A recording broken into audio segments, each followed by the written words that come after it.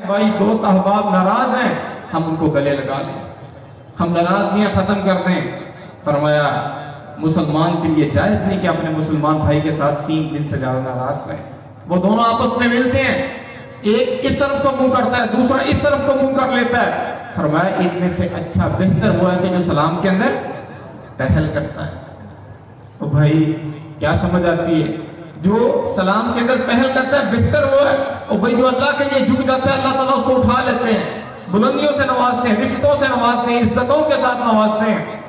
کیا آتا ہے حدیث کے اندر؟ اللہ کے نبی صلی اللہ علیہ وسلم موجود ہیں، کہتے ہیں کہ صحابہ کو کہ ایک جنتی شخص آنے والا ہے، ساتھ تشریف لے کر آتے ہیں، داڑھی سے وضو کا پانی ٹپک رہا ہے، بائیں ہاتھ کے اندر جوتا ہے۔ اگلا دن آتا ہے، پھر کہتے ہیں کہ جنتی آنے والا ہے، ساتھ تشریف لاتے ہیں، اللہ ان سے راضی، وہ اپنے رب سے راضی۔ پھر تیسرا دن آتا ہے، آپ کہتے ہیں ایک جنتی شخص آنے والا ہے، اور پھر ساتھ تشریف لاتے ہیں۔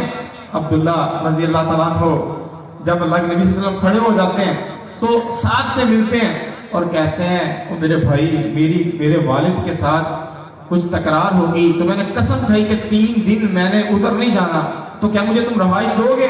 وہ کہتے ہیں آ جاؤ، ان کے گھر چلے جاتے ہیں۔ 3 دن ان کے اعمال دیکھتے ہیں، یہ کون سی نیکیاں کرتا ہے، کتنی عبادات ہیں، کیا قیام ہے، کیا نوافل ہیں، کیا صدقات ہیں۔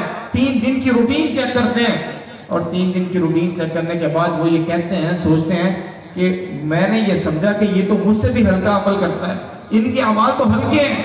اور جب 3 دن مکمل ہوتے ہیں تو پھر ان سے بات کرتے ہیں، بھائی میرے والد سے لڑائی نہیں ہوئی تھی؟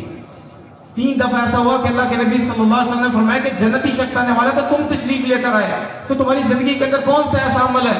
وہ کہتے ہیں کوئی ایسا عمل نہیں، میں تو روٹین کے اعمال کرتا ہوں۔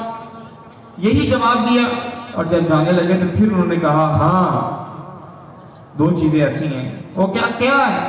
وہ کہتے ہیں کہ میں اپنے دل کے اندر کسی مسلمان کے لیے کینہ نہیں رکھتا، میں اپنے دل کے اندر کسی مسلمان کے لیے کینہ نہیں رکھتا، اور فرمایا کہ جو میرے بھائی کو میرے رب نے دیا میں اس کے اوپر حسد نہیں کرتا۔ وہ کہتے ہیں یہی وجہ ہے کہ اللہ کے نبی صلی اللہ علیہ وسلم نے 3 دفعہ فرمایا اور ساتھ تم تشریف لایا کہ تم جنتی ہو۔